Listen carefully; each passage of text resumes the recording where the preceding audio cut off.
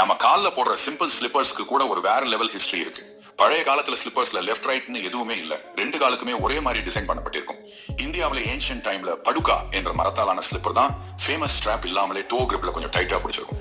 இதை பெரும்பாலும் Kings, chains மாதிரியான முக்கியமானவங்க தான் யூஸ் பண்ணுவாங்க. சில கல்ச்சர்ஸ்ல ஸ்லிப்பரை வெப்பன் மாதிரி கூட பார்த்திருக்காங்க. ஜார்ஜ் புஷ் மேல் ஸ்லிப்பர் எரியப்பட்ட ஃபேமஸ் இன்சிடென்ட் வேர்ல்ட்லயே வைரல் ஆனது.